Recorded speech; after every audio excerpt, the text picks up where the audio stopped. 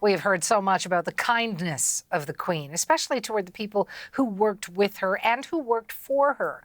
One of those people is Scott Methven. For 4 years, Scott was the official sovereign's piper. That was from 2015 to 2019. So what did he do? He played the bagpipes for every ceremony, including official visits from world leaders. The Queen even had a nickname for him. I bet you can guess it, but she called him Pipes. And he loved that. And he loved her for so many reasons. Well, our chase team has reached Scott Methven in Thornhill, Scotland. I cannot even imagine what is going through your heart today, Scott. How are you feeling? I feel just very thankful that I had an opportunity to be a fly in the wall for 4 years and share the life of someone who is arguably the greatest woman in history. Not a fly on the wall, certainly. You were big enough to have a nickname from the Queen. What was it about her that really cemented your relationship? Is there a point that you can think back to? Oh, absolutely. And I think the first day that I met Her Majesty, she liked a little joke, a little practical joke. And, she came straight up to me. I'm not very tall. I'm only sort of 5'6" on a good day. And Her Majesty said to me, she said, the only reason you got this job was because you're the first piper I've not had to look up to. And it was quite funny. And I was lucky enough to be the 15th piper since 1843. So it's a small cohort of people. But the Queen was fantastic with me. She was just so funny. And that was the biggest thing. I loved going to work. And as everyone knows, Her Majesty lit up the room. But, to give you a small example, I took a group of people up to a room and this lady just brushed past me as if I was a proverbial servant. And Her Majesty, the Queen, noticed that. And she went over to the young lady and took her over and said, "Excuse me, have you met my pipe major? He's one of my personal staff." And made sure that she knew that all her staff were very important people. And, I can hear that in your voice. I can see that on your face. She also supported not just you, but your family. And there was a time when that was very challenging for you. Yes, absolutely. On this day, actually, in 2017, I was in Balmoral Castle, and such a fantastic place to be. And my family were up. I'd been invited up to the castle to stay, my wife and my 2 children. And sadly, my wife went to the Queen's doctor, and she was diagnosed with stage 4 inoperable terminal bowel cancer. And she was rushed to hospital. And I came back to tell the Queen's Equerry, who I work with, who's another full-time military officer. I was a non-commissioned officer, so obviously I worked harder than he did. And so I went back and I said I was going to play the bagpipes that night because I needed a bit of headspace. I needed a bit of time just to sort, process what was getting said to me. And the Queen took me through and said, no. She said, in every person's life, there are times to stop being the consummate professional. You have to go and sit with your wife and make sure that she's comfortable, because it's all about family first. And I had to leave my children in Balmoral Castle, which they loved, because my son at the time was only 4, just about to be 5 years old. And my daughter was 12. And I went away back to the hospital. And, I came back the next morning and that night, went back to the hospital the next morning. And before I went, there was a small basket. And the Queen had went round the gardener and had asked for fresh fruit to be cut. She had went to the pastry chef and asked muffins to be made. And she made them up in a lovely basket, put a little note in, and gave me that and said, "That's for the nurses and the doctors in the ward, so they look after your wife Methven especially well." That's the type of person.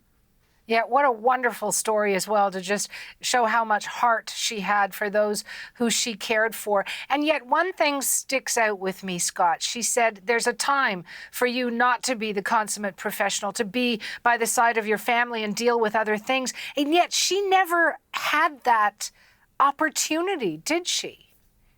No, and I think, I know the word selfless probably comes to mind for everybody, especially me being a military man, but that's exactly what Her Majesty the Queen was. She thought of other people before herself, and the proof is in the pudding, because she worked to literally her dying day and you know what an ambassador for how you should conduct your life. How do you think she would best like to be remembered? I know you have your fond memories, but for the world, looking at one of the most famous women, if not the most famous woman in the world, how would she like to be remembered? I don't actually know to answer that, but what I would say is one of the things that she was most proud of was the Commonwealth family. That's, you know, I was told that, and I spoke to Her Majesty the Queen, and she's seen the Commonwealth family very much as almost like an extension of her children. That's how she genuinely treated it. And I very cheekily asked the question, well, if that's the case, then who would be your favourite child, Your Majesty? And of course, she always gave me a little, you know, a look out the corner of her eye. She said, well, you know, certainly it would have to be 1A or 1B. And that she walked away from me. So I found out later that certainly Canada was in that 1A or 1B.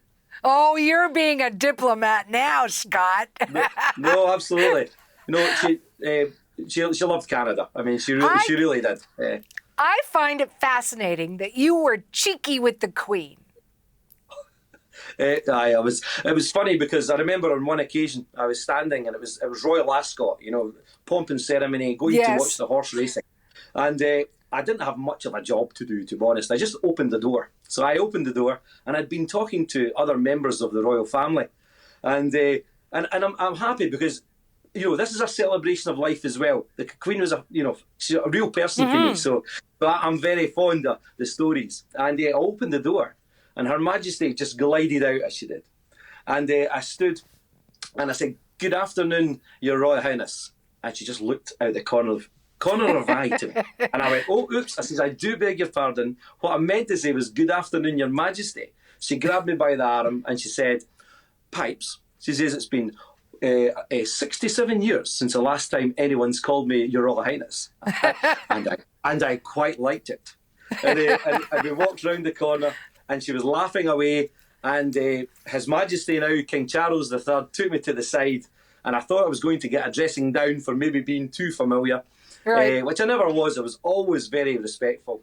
And I stood, and it was funny because he said, "You know, you make Mama very, very happy." And that really touched me because, you know, it's Her Majesty the Queen. He doesn't say that often. And I was just blown away. The family are, you know, fantastic group of people. And I think King Charles III will continue that fantastic relationship with all the Commonwealth countries, but certainly Canada in particular. You know what, Scott? I know you've got so many stories. I love hearing them. I love the passion that is in your voice when you tell of them. Could you share another passion with me? As a former Sovereign's piper, I know you would like to play us one of the Queen's favourite tunes. I'm going to leave that to you. Okay, grab the pipe. The tune I'm just going to quickly play is the Queen Elizabeth March.